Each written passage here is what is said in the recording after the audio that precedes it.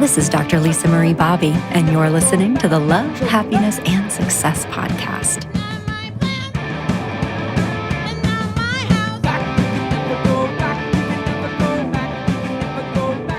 All right, that's the Coat Hangers with the song Watch Your Back. So today we are talking about a topic that I know so many people wrestle with. I myself have encountered this, which is passive-aggressive people. They're everywhere. They can show up at work, in our friendships, in your relationship with family members. And it can be really frustrating and difficult to know what to do in these situations. And also, this is just an exasperating experience. You know, that type of thing where somebody is sunny and pleasant and fun to your face, but then you know they're saying or doing things behind your back, or maybe even somebody making those ambiguous comments that can be taken a few different ways in your presence, but knowing them and their history, you know what they're talking about, but you can't really confront it directly. It's just so hard to know what to do in these situations without making the situation worse. And that is why I enlisted the support of my dear friend and colleague, once again, Kathleen Carroll, who is a therapist and coach here on our team at Growing Self, who has so much experience in helping people develop truly healthy relationships with healthy boundaries, healthy communication, high degree of emotional intelligence. And I'm hoping that she can shed some light on this phenomena to provide you with some direction for this situation. So Kathleen, thank you so much for being here with me today. Yet again, you are just such a joy to talk to. You're one of my all-time favorite podcast guests because you always are just so generous with your information and ideas. And I'm confident that you will be able to shed light on this for us today too. So thank you. Oh, thanks. Thanks for having me. I do hope to give some helpful information today to help us all deal with, I think, this experience that we all share, like you said. Yeah, it happens. And so many examples. This can take so many different forms. I mentioned a couple in my intro. But when your clients, your counseling or coaching clients are describing this experience to you, what are some of the patterns or ways, or even in your own life, that this passive aggressive behavior tends to show up? Because it can take many forms, right? Oh, so many. Yeah. So I was always thinking about this, preparing for today. I was struck by how many versions of this there are. And you're right, it can come up at work and certainly also closer to home in your friendships or even in your family or your romantic relationships. I think the hallmark, right, is like kind of like you were alluding to, that it leaves us feeling confused and disarmed and embarrassed or doubting ourselves and disempowered, kind of, you know? Yeah. Like there's that, and I won't use this term because we have clean language on this podcast, but kind of like that mind F experience where you're like, did that just happen? I felt like that just happened, right. But did it? And if I say that out loud, then what will happen? It's like, it totally just like puts you in this precarious situation interpersonally. Right. Absolutely. Yeah. Where you feel threatened in a way and intimidated for sure. And then unable to trust yourself and therefore unable to really directly address it or do anything about it because you start to doubt, am I seeing this clearly? Is that really what that meant? Did that really happen? Or am I interpreting, we kind of tend to personalize. Am I interpreting this in a faulty way because of my own insecurities and that's part of the reason why being passive aggressive behavior works, because it does kind of leave you without clarity and stuck in that place of self-doubt and able to assert yourself. So that's kind of we can talk about the different ways people are passive aggressive so you can identify it, but then also sort of when you recognize it's happening, not personalizing it and recognizing what it's really about and that it's really about the person who's doing it. That leaves you in more of a space to take care of yourself. Right. Okay. That sounds like a fantastic plan. And I would love to start with, like, just as you were suggesting, what it actually looks like, because I think even just having that conversation would be so incredibly validating to so many of our listeners, because it's like there's that confusion, that unknown. And so, what does this look like from your experience in action? What are the types, if you will? Well, we have your classic mixed messages, right? Where maybe someone's words and tone don't fit. Maybe they're complimenting you, but their tone has an edge of sarcasm or sickly sweetness, or perhaps their nonverbals, their body language don't match their tone or what they're saying, or maybe even they say they're going to do one thing and they don't follow through. So all of those mixed messages or contradictions. I see that the latter in couples counseling, honestly, like in couples, it's so hard for people where their partner will say they'll do something and then they don't. And then the other person is left to figure out if that was like a intentional forgetfulness to like wound them, or if they actually forgot, because that also happens. Yeah, right.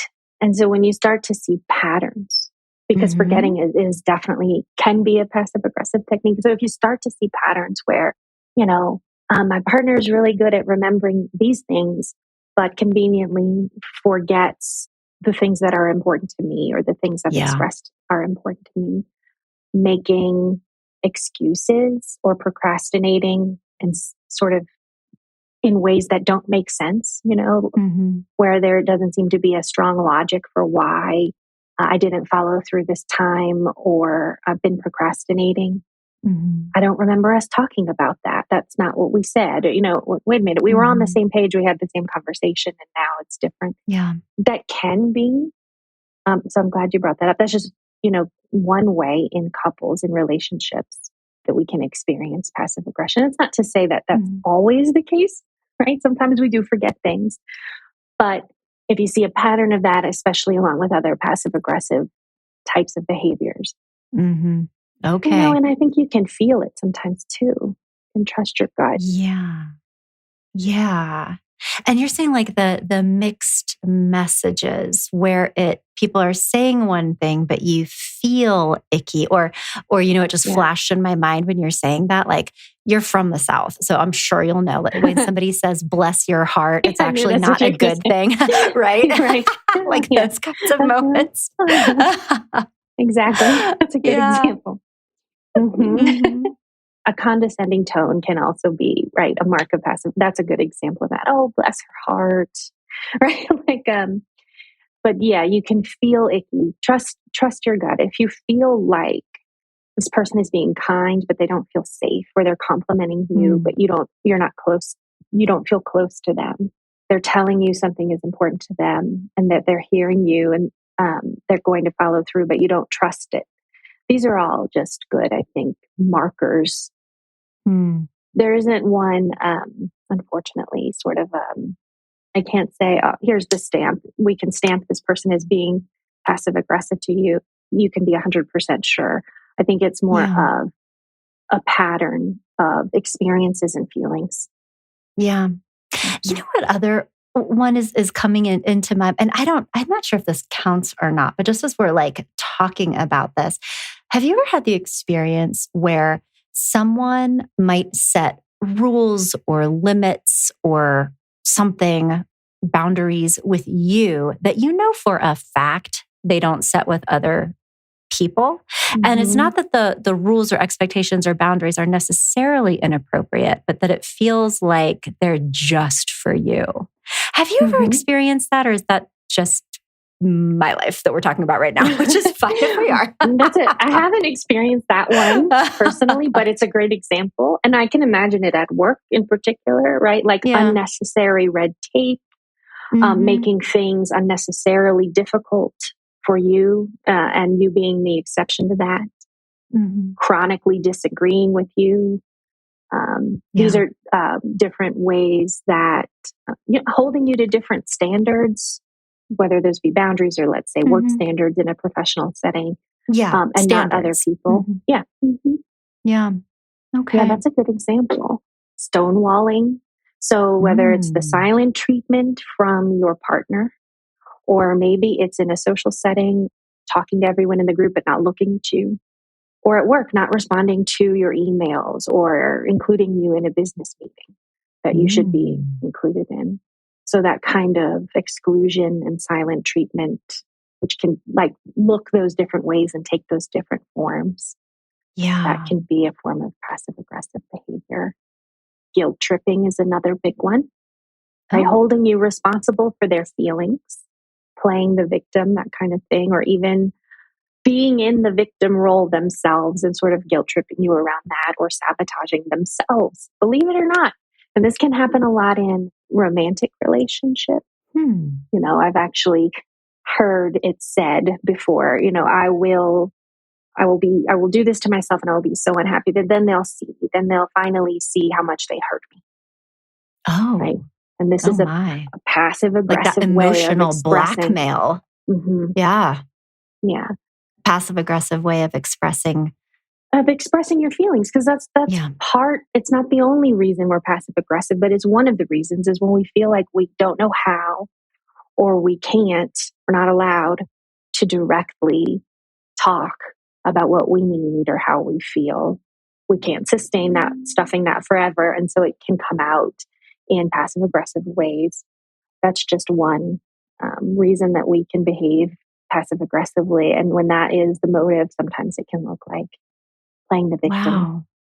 Well, and you know what? I did actually want to ask you about, and I certainly want to talk about like how to deal with passive aggressive people, but I was actually interested in hearing more about this perspective as well. Like why people do behave in passive aggressive ways, just to sort of illuminate it. I have compassion for it even, but like what you just said was super interesting is that people tend to engage in these behaviors or communicate in this way when they don't feel able to express their feelings in more direct ways. Is that it? It's one of the reasons, yes. And I actually think the first step in being able to deal with passive aggressive people is to understand the reasons why people act that way, because it helps us with that lack of clarity and that confused feeling. It kind of, that proverbial like facing your fears, like look the monster directly in the face, and then that scary threat shrinks and becomes something a little less scary and more manageable. Like if we can understand why people are passive aggressive, then we can go, oh, that's what's happening there, and be a little less scared, and then we're able to think clearly about what we want to do with that. So I see. So it's an important piece. Having beliefs that we're not really, it's not okay to express your feelings, to ask for what you need, to take up space, to have conflict, we talked about it when we talked about people pleasing. A lot of us have learned that. And what are we left with then? To either completely neglect our needs or try to get them met by beating around the bush in a passive aggressive way, because we feel scared or insecure about actually being vulnerable and authentic and direct in our communication. So that is one big reason. Interesting. I never really thought about this in the same way until you brought this up, that it's almost like we had that marvelous conversation about people pleasing that I think so many of us can identify with too. But what I'm hearing you say now is that maybe that people pleasing tendencies and passive aggressive tendencies are actually two sides of the same coin. Yeah, they definitely can be. Oh. Yeah. Right. Wow. We might have the best of that intentions makes so much sense. And then do things that or express ourselves in ways that you're not that happy with, for sure. Yeah. That if you're people pleasing and you're sort of doing things that don't feel good to you, and you feel like you have to, that even though you're not maybe talking about how you feel in the moment, it's still coming out sideways, and it's likely to be in those passive aggressive kinds of sideways. Yes. Like your nail polish, like kinds of right. When you're really thinking, you didn't invite me to go get your nails done with you, but you invited Sarah or whatever. Right? Yeah. Yeah. Mhm. Ow. Oh That's my one goodness. reason. But there are other situations too, right? If I had to pick one sort of route for all the different ways that passive aggressiveness can show up, it would be insecurity for sure.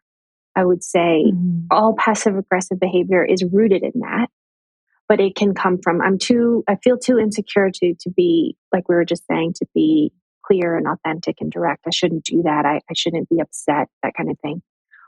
Or it can be, I feel like I don't have power and control in this situation and I need to figure out, I feel like I need to get that to be strong, to be competent, to be respected. Mhm. Or it can be, I feel threatened by you or jealous of you, and then I might Mhm. handle that with passive aggressive behavior, which is sort of another way of feeling like I have some power and control there. So Yeah. rooted in that sense of I'm not secure here, but can have slightly different motivations. So not everybody who is passive aggressive is always fully aware that they're doing it, and not everybody comes from a place of I really want to tell you how I feel, but I'm scared to. Some people are just being adult bullies. So it depends Mm. on very much on the situation and the person. Yeah. Totally. And what I'm thinking of right now as you're sharing this, like I know you're familiar with Brene Brown's Mhm. work around the role of like vulnerability and having the courage to talk about things like that hurt my Yeah, feelings or that made me feel left out or like you don't care about me. Like that is so scary that like passive aggressive behavior is sort of the opposite of that. yeah, Those feelings in a highly defended form, yeah, basically, is what you're saying that people aren't expressing. absolutely. It's Yeah, anti-vulnerability. yeah, Yeah. absolutely. Yeah. We've talked about having sort of a continuum for Hmm. maybe we have aggression on one end and passivity on the far end of that continuum. And assertiveness, if it's in the middle of those, I've always, said is assertiveness is our pathway to genuine connection, right? It should open Mm. up communication. It is vulnerable to be assertive, actually. It can be scary, but it's also very authentic and can lead to intimacy, right? Just like Brene Brown talked about. Hmm. So, yeah, I would definitely say that passive aggressiveness, which might be, depending on the version of it, sort of closer to either end of that continuum, a little, not quite Hmm. aggression, but near it, not quite being passive, but somewhere near that, is just Yeah. another version of not being authentic and vulnerable, protecting yourself from how scary that can feel. But Hmm. it keeps us from having closer, more meaningful connections at the same time. Yeah. Mhm. Yeah. And it's so easy to hide, I think, in that passive aggressive place because if somebody does dare in the face of that passive aggressive moment or communication to say, I feel like you're upset with me right now, something going on, so easy for people to be like, I don't know what you're talking Mhm. about. It's a joke, like Right, whatever right. that I'm just could teasing look like. you. I'm just messing with you. Yeah, Ugh, lighten can't up. stand that. Um, just Well, but it's like you can hide forever in that place. yeah, that's the thing about it. It's veiled. You know, it's Yeah. sneaky, uh-huh. And that's what Hmm. makes it so confusing. Excuse me. Over time, in your experience, what does that passive aggressive communication style, because it is a communication style, people who are Mhm. being passive aggressive, they're communicating something. What does that do to relationships over time, both in that space between people, but also for the sort of recipient of the passive aggressive behavior, but also for the person doing the passive aggressive behavior? What do you see this turn into over time? Yeah, I think it creates almost an ever growing, not even a gap, but like a wall between the two of you. Mm. So it definitely erodes trust I think on both sides, because when you're trying to get your needs met, but you're doing it in a passive aggressive way, you're not going to get necessarily, at first, you might get some satisfaction, let's be honest. Seeing the other person be affected, right? This is what I wanted, and I don't know how else to do that. But with time, you don't actually get those needs met. You don't feel seen and heard, right? You don't feel like you're on the same team. You don't feel safe and trusting, even if you're the passive aggressive one, right? Right. I could see it pushes people just further away from you. And if you're really trying to be cared for and understood, it's like the opposite. Yeah. So I can't trust you. I can't trust what you say. I can't trust that you're going to be honest and transparent with me, which means I don't have a way to keep this relationship healthy and growing. And then even the person being passive aggressive begins to feel like hopeless as well. How am I supposed to, we kind of almost create these deep grooves that we get stuck in this, of a relationship dynamic of mistrust and resentment. Makes sense. Yeah. That grows over time. And that it's like impossible to have the kind of emotionally safe, authentic, courageous conversations that are required to keep a relationship healthy. It's like that just starts to feel impossible after a while. Yeah. The more that we have those and that we are heard and safe when we have those, the closer we can get, and the safer that we feel, and the more we trust, the more we open up, and so on and so forth. And it can go, unfortunately, in the opposite direction as well. The less often we have those conversations, the more unsafe we feel. Yeah. Ugh. Well, I'm glad that we're talking about this. So if we were to shift a little bit into, your advice for if someone is recognizing that they're caught in this kind of loop with someone that they wish to maintain a relationship with, because I think that is a piece of it. Like I know I have encountered in social situations or like situations where you do have the power to kind of distance yourself from people because I'm an extremely direct person most of the time. Like I don't know how else to be. And so like when I feel that energy, I just like, I separate myself from that person when I have the power to do so. But I've also, and I know that many, of our listeners and our clients have been in experiences where it's like a family member or someone that you are like connected to in perpetuity, but don't have like even enough of a relationship to be able to, like your wife's brother or something like that, sort of an extended, or even like a parent or, in the worst case scenario, a spouse, right? But like a sibling, when you have to deal with this, how do you even begin to mend that? So I heard you say understanding what it's about is that that's sort of the first step. Yeah. But you're talking about, someone that you have to have in your life, you can't really cut off ties, but you're not close enough or they're not safe enough to be really vulnerable with them. Basically, that could be a boss too, or a coworker. Yeah. Or a workplace an in-law situation. Yeah.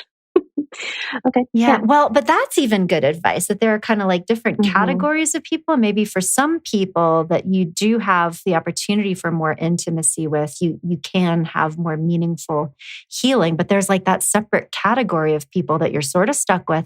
And I think that's the hardest thing in those situations is that like with a coworker or a boss or like a extended family member, whatever I say or do, they're just going to be defensive and deny, and I'm going to look like the idiot, and it's going to make things worse. It's like such a bind. Yes. Yeah. Okay, so let's kind of look at this in levels, I suppose, and you can kind of get a sense of which categories of people in your life some of these levels of addressing passive aggressive behavior would apply to or not. So if we start at the beginning, like we said, understanding this is about them, not you. It's not your fault. So don't get too caught up in the content of the comments they're making or because you're not doing anything wrong. If someone's being passive aggressive towards you, that's a reflection of them and how they're feeling, what they believe, their coping skills, their communication skills. Right. So that kind of, we talked about Brene Brown. She talks about how vulnerability combats shame. So by understanding, look, this is what's happening. This is about them, not you. We can kind of decrease the intimidation factor and the embarrassment or the shame factor a little bit. Level 1 of dealing with somebody in your life like this is kind of to, like you were saying, when it's possible to avoid and to distance yourself, if you can, right? Ask to be put on a different project at work, or don't be caught alone in the room with your mother-in-law or whatever, whoever it is. Have an escape plan prepared ahead of time and make that a boundary for yourself, right? I'm not going to be cornered. Sometimes we do have to just kind of not engage, ignore, or pretend we didn't hear the question or the comment that was made. This is all part of our avoidance strategy here. And it's kind of like somebody once used this term for me and it stuck. And it's like not letting them put the quarter in the pinball machine, not, reacting in a way getting that activated. Yeah. Giving them the reaction that they're looking for, kind of making it not really fun or purposeful for them anymore by not getting upset, by not getting defensive or explaining yourself, or if that makes sense. For some people in your life, this is how we have to deal with it. I always take the bait. I always have that tendency, like I want to confront it. And that is what I'm hearing you say, not the right strategy. Okay, Lisa takes notes. Yeah. I'm the same way. Because that's what it feels like. I either want to confront it or I just don't want to be around it.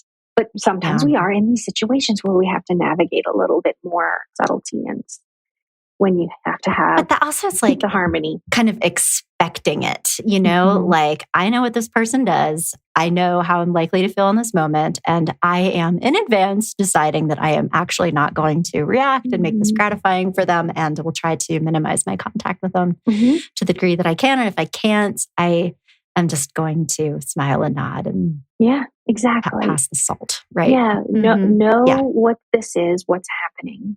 And then just by being able to identify it and label it in your mind, be prepared to not engage in that dynamic with them.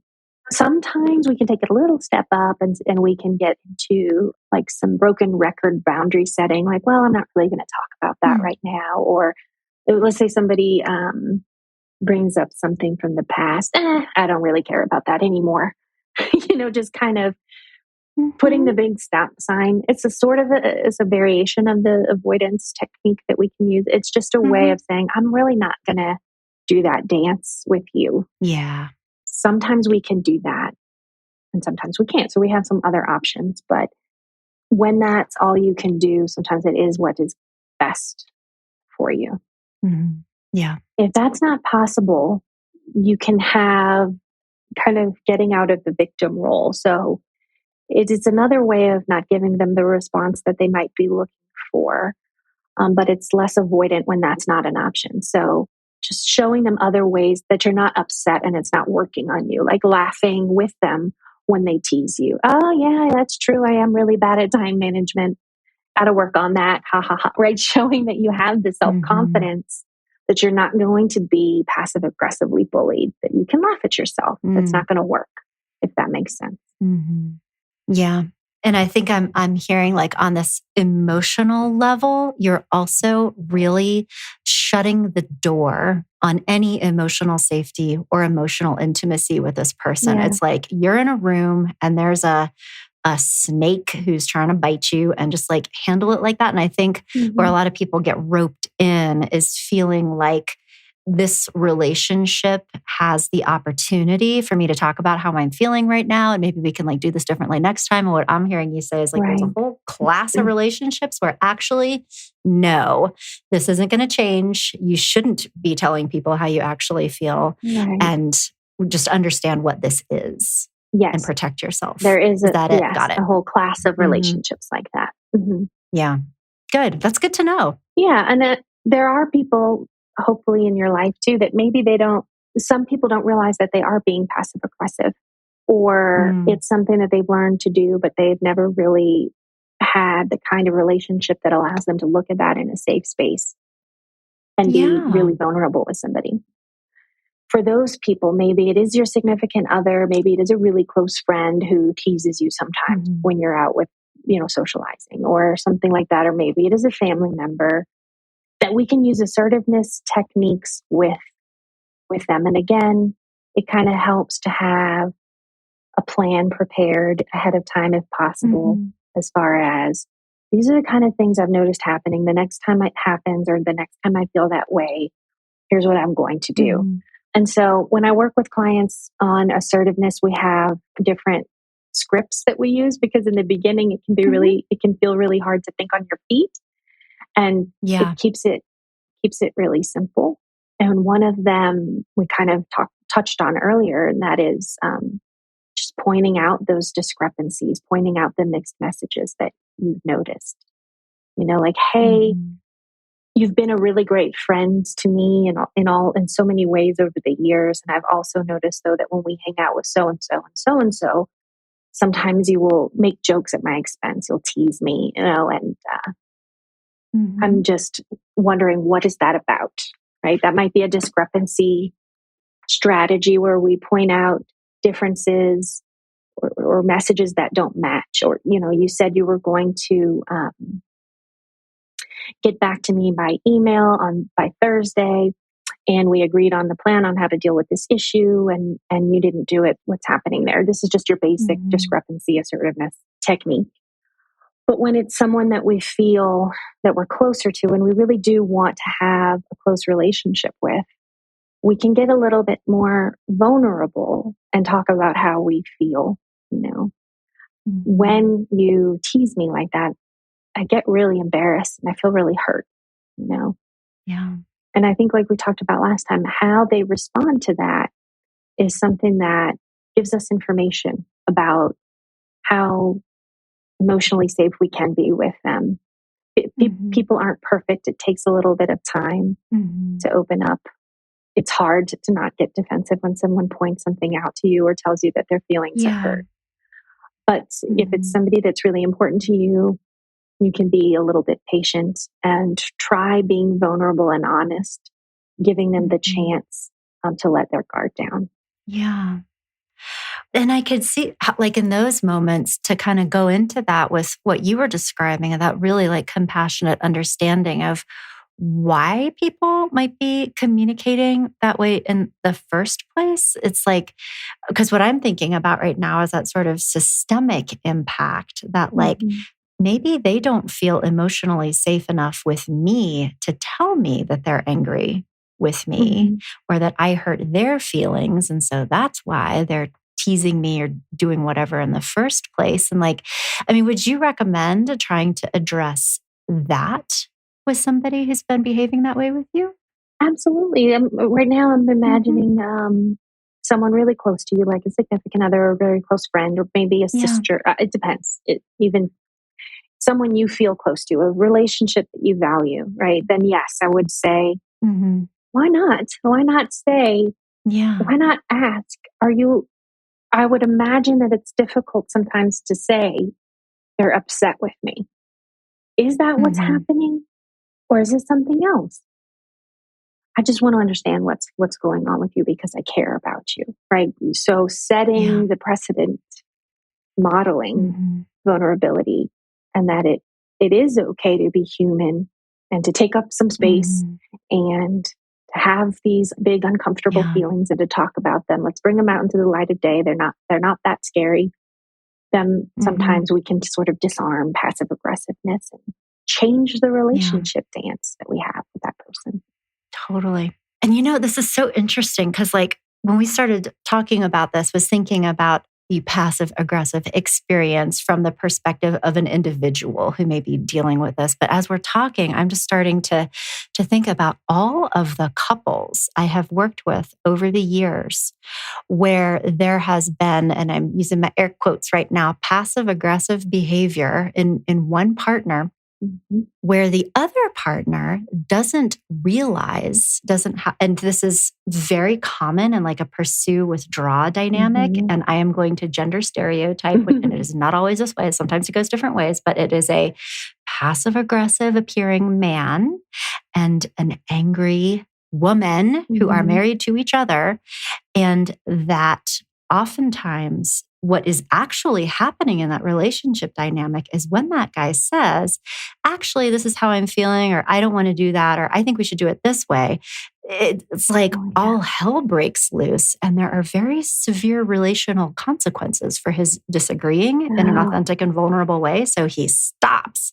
And so I think like looking at this through my couples counselor lens right now, the other piece of this I think we can extrapolate is how very important it is to be an emotionally safe person if you want somebody close to you to stop engaging in that sort of avoidant behavior. Because it's real easy to point your finger at somebody else for being passive aggressive and not realizing that you're kind of scary and that they might want to avoid having a conflict with you.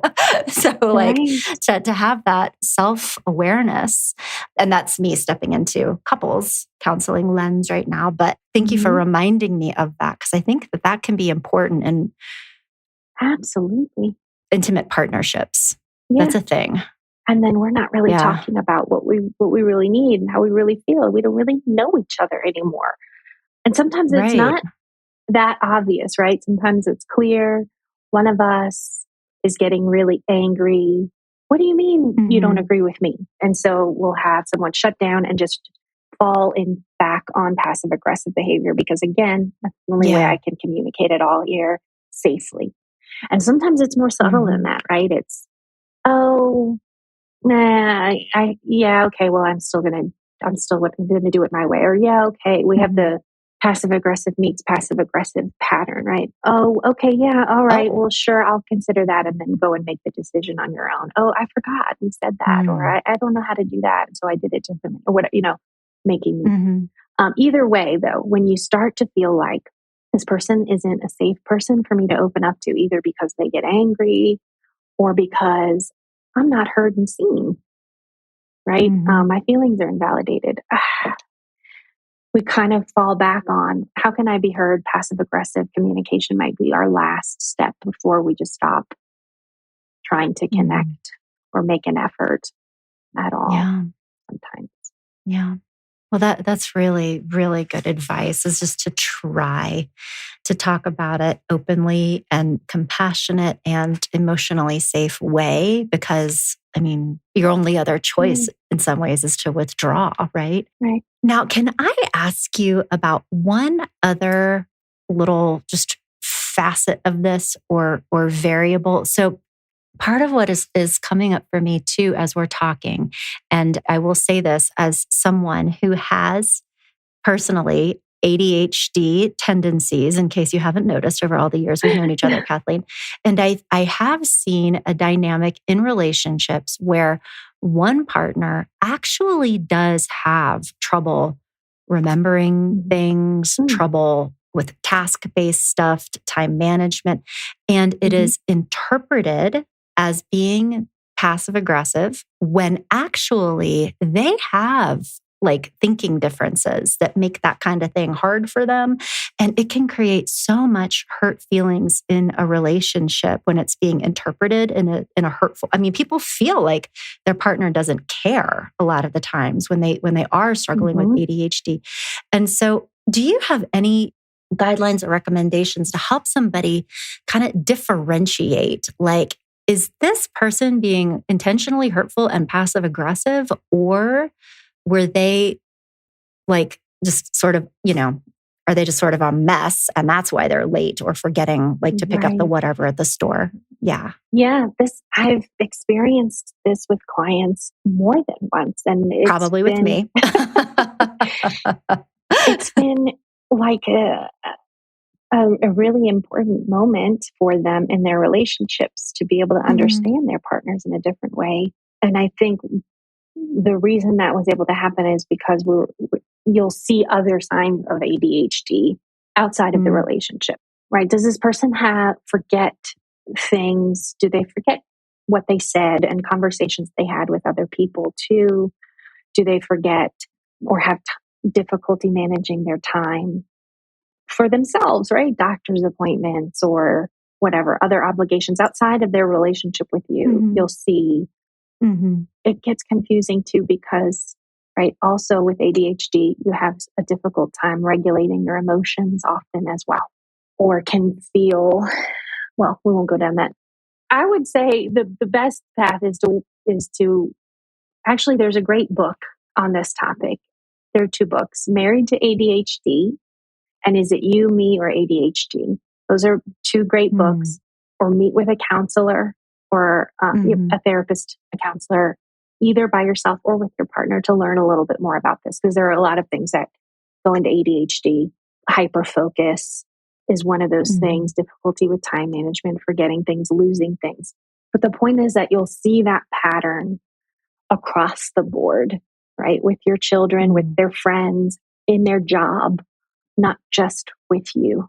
Does that answer your question? No, that's great advice. And I think even if that is what it is, your original recommendations, like having an authentic, vulnerable conversation about how this is making you feel is also probably the answer.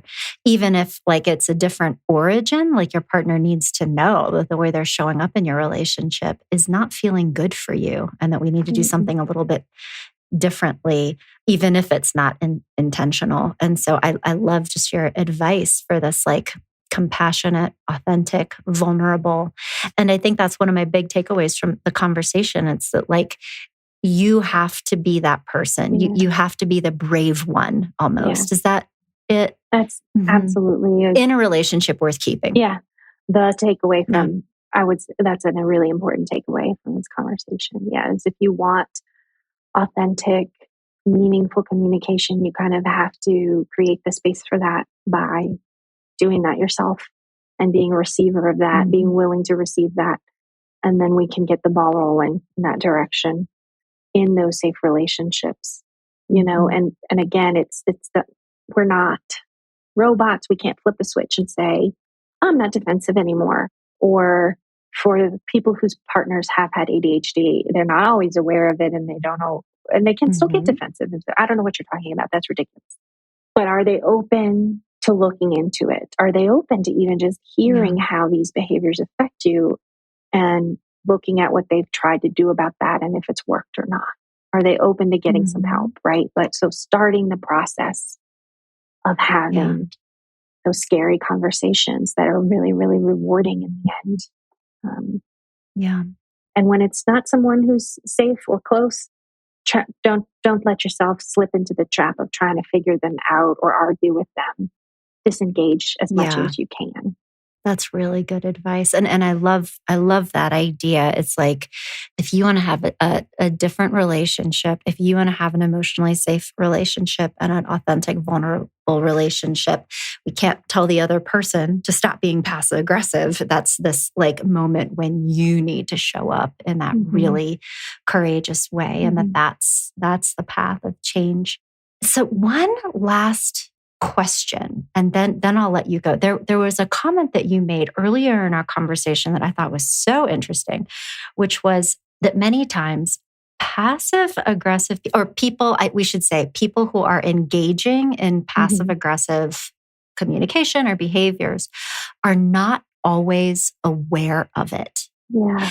And so just for fun, somebody listening to this podcast, how would they know if they themselves are actually showing up in this way and having this impact on others? That's a great question. That's a hard question. I'm curious, like if you were doing passive aggressive things and you didn't realize it, what would be your clues?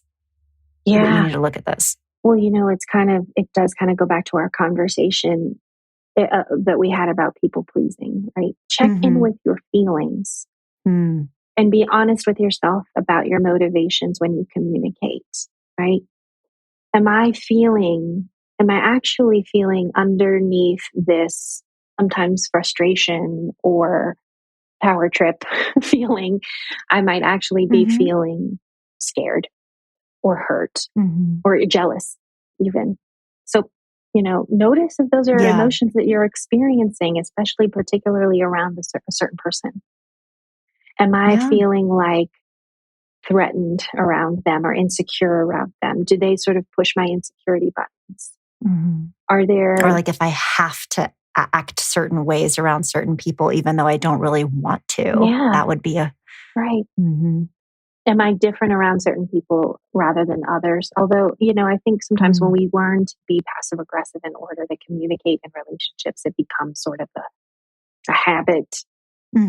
But I really honestly think slowing down, and I always go back to this, to being compassionately curious with yourself. Yeah.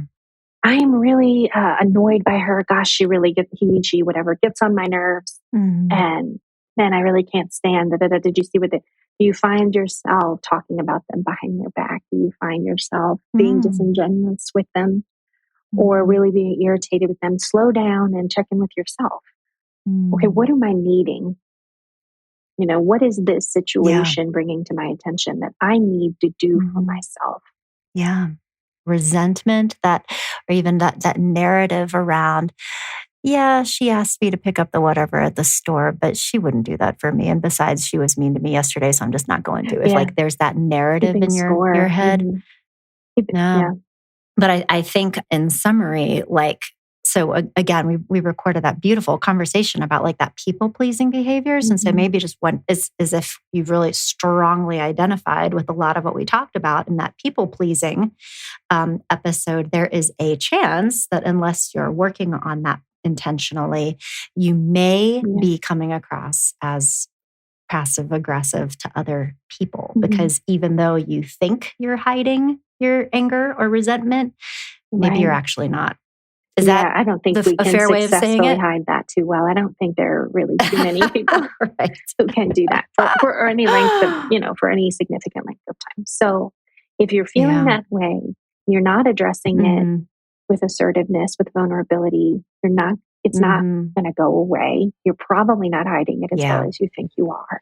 And it's an opportunity to face some of your fears and maybe as a reward, feel more seen and heard than you have before, Yeah. That's the good news. I love it. But that's like the message is that like personal growth, working on yourself, developing healthy boundaries, creating congruence in your life, having healthy, affirming relationships is really the path out of both situations. Yeah. And what a positive note to kind of glide to a stop on. Oh, this was such a fun conversation, Kathleen. Thank you so much. You just illuminated so many different aspects of this. And I know that even myself talking with you today understood this in different ways because of our conversation. And so I'm sure that some of our listeners maybe have as well, and that they can use these new insights and put them to work in their lives. So thank you for doing this with me. Great. Absolutely. Glad to be here. Thank you.